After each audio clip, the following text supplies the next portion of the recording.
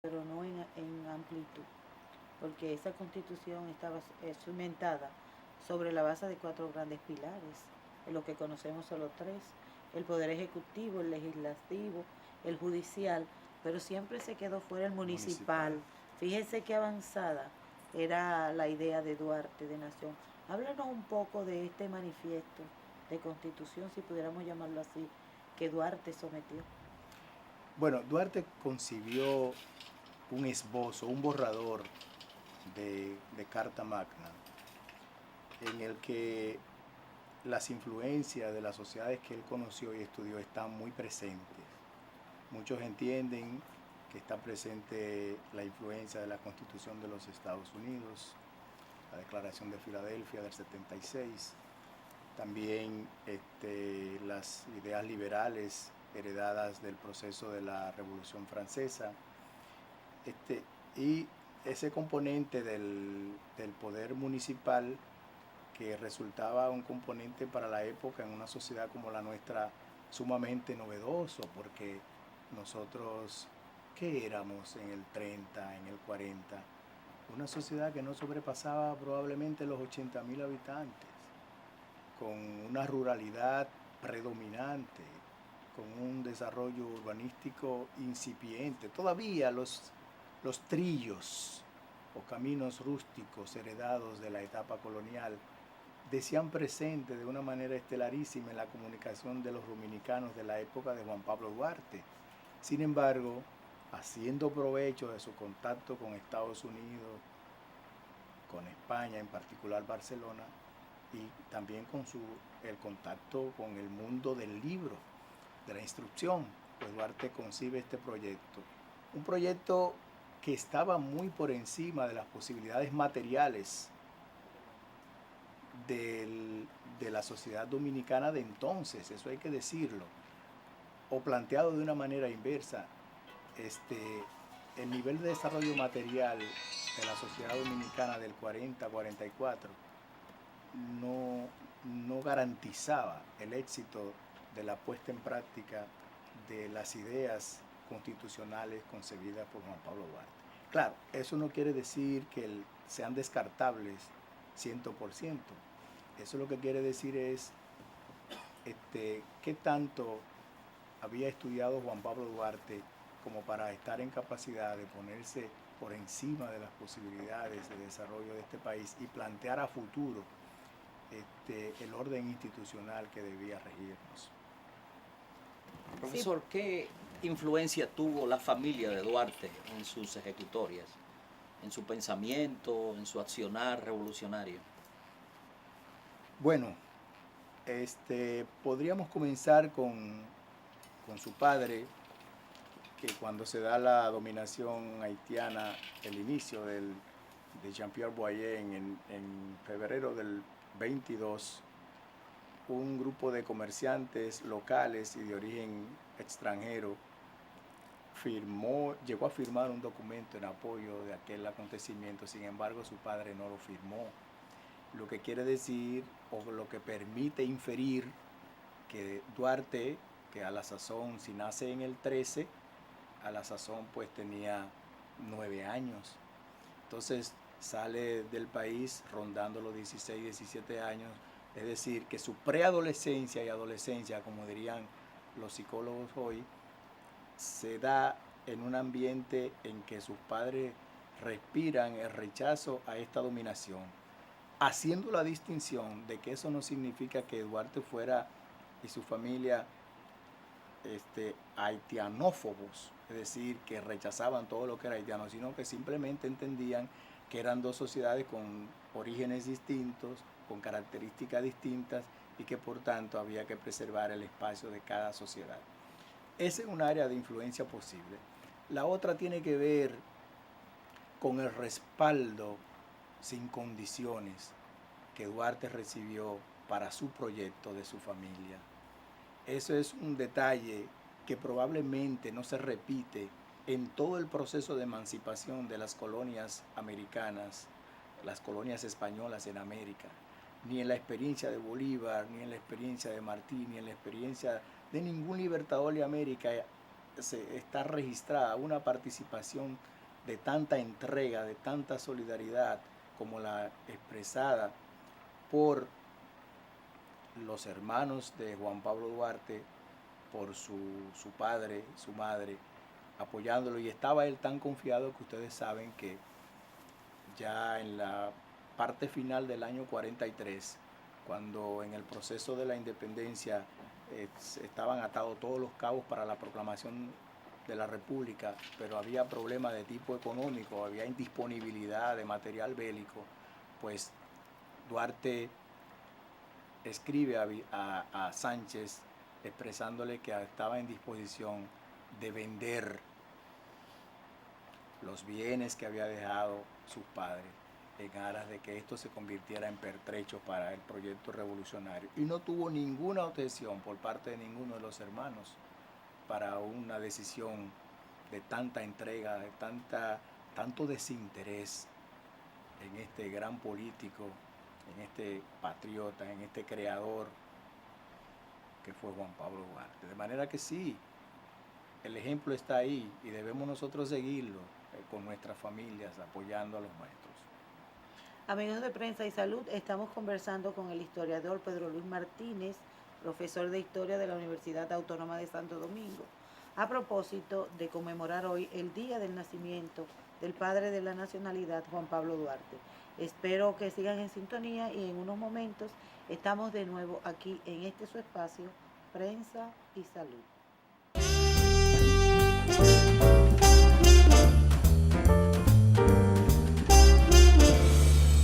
Estamos dando un mantenimiento profundo a lo que es la escalera. Cuando yo me fui a parar, entonces ahí fue que rebalé y la escalera estaba prendida. Caí de este lado, me mochó la pierna la escalera. Los primeros auxilios me llevaron al Darío Contreras. Fueron como 6 o 7 operaciones. La ARL, desde el primer día que están supliendo para lo que es gasto médico y también para lo que es la prótesis, que pueda caminar, aunque sea con un batón, y pueda adaptarme más a la sociedad. Me siento muy agradecido y le doy las gracias a la ARL. Administradora de Riesgos Laborales, para que trabajes sin preocupaciones. Hace 3 años tuve una situación. A mi esposa tenía que hacerle una operación, pero no tenía el dinero para pagar la operación. Fuimos al Hospital Salvador Begotier, que está en excelentes condiciones. Nítido, limpiecito, todo nuevo. Y las habitaciones con aire. Y los médicos y el personal, las atenciones excelentes. Pero sobre todo, después de varios días de mi mujer estar interna en el Hospital Salvador Begotier, no tuve que pagar ni un peso de diferencia, y todo esto gracias a mi seguro de ARS Salud Segura. Esto es lo que nos hace diferentes. Nos preocupamos por tu salud, que es lo primero. Ven, afíliate con nosotros. ARS Salud Segura, porque tu salud es lo primero.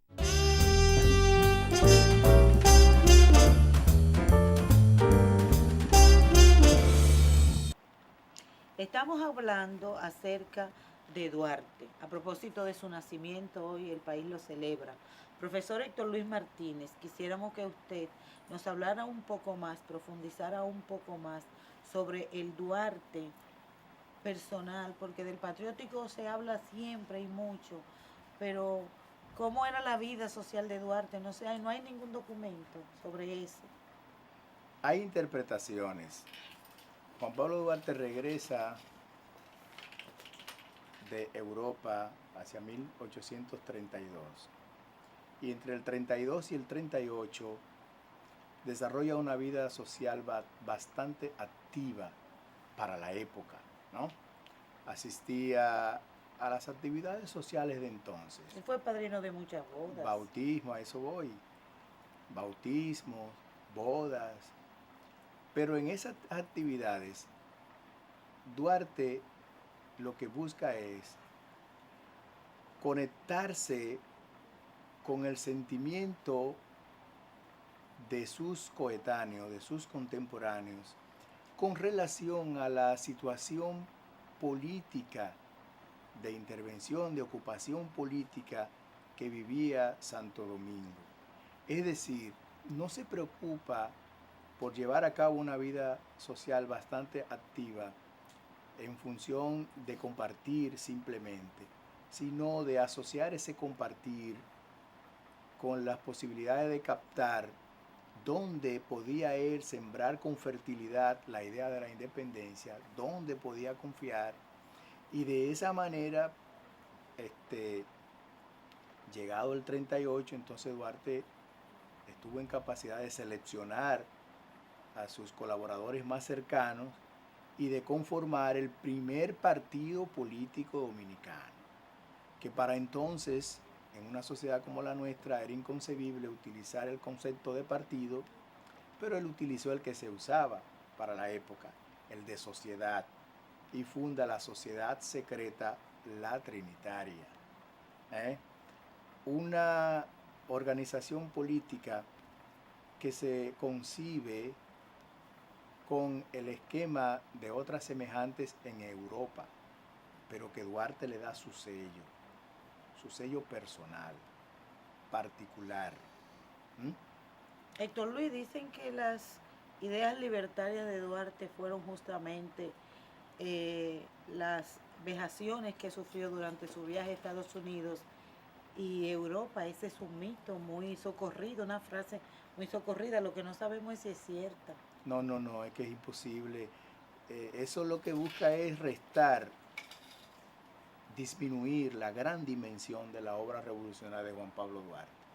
No es posible que un plan tan bien concebido como el plan de la independencia dependa de un exabrupto, de que un capitán llame a Duarte haitiano y que él le diga, no, haitiano no, dominicano, y que él le replique, no, usted es haitiano. Eso no es posible. El que analiza el texto del juramento a los trinitarios tiene muy clara la conclusión de que fue un plan concebido, óigame, en menos de 150 palabras, que es lo que tiene el juramento trinitario.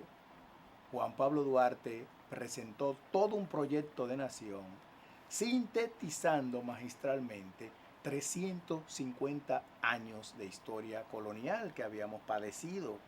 Entonces, ese juramento trinitario, que se ha dicho de paso, no hay en la historia de la independencia de América ningún documento que diga tanto con tan pocas palabras. Y eso... Suponemos que tú sabes el juramento completo. Claro que sí. ¿Pudieras decírmelo? Bueno, vamos a intentarlo porque honestamente no lo digo quizás desde que era estudiante. Pero dice, en nombre, lo voy a ir diciendo y ponderando para que ustedes entiendan.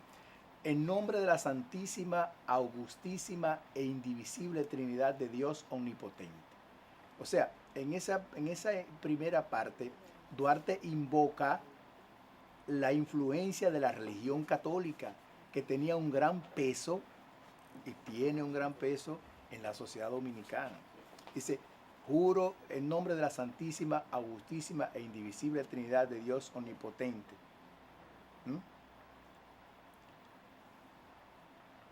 Juro y prometo por mi honor, luchar, trabajar por la conformación de una sociedad libre e independiente de toda potencia extranjera, la cual se denominará República Dominicana y será reconocida por su pabellón tricolor en cuartos encarnados, rojos y azules. Así lo prometo ante Dios y el mundo. Si tal hago, Dios me proteja. Y de no, a mis consocios que me castiguen el perjurio y la traición si los vendo.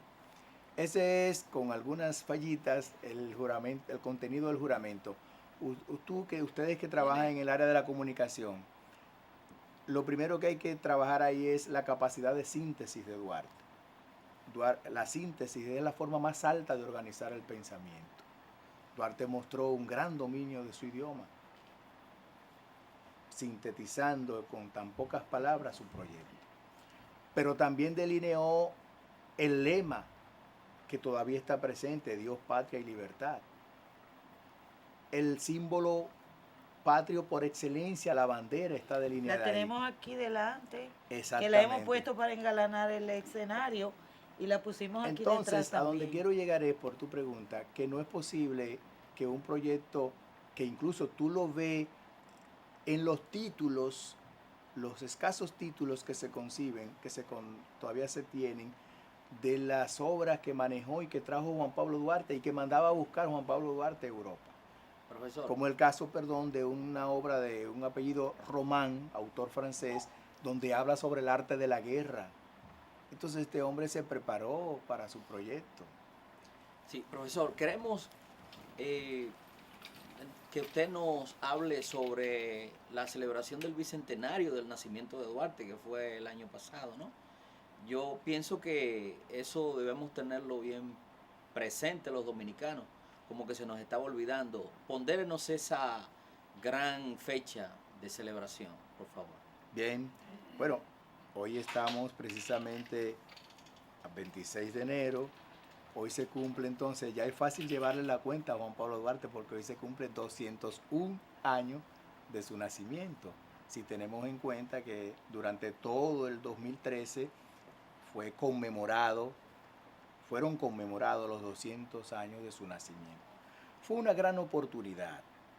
El sector académico del país, el sector oficial gubernamental del país, el sector empresarial del país, giró, en cierto modo, en torno a esta gran fecha y organizó actividades que nos permiten a algunos un reencuentro, a otros un encuentro y a otros, algunos descuidados, una importante invitación para conocer a Juan Pablo Duarte.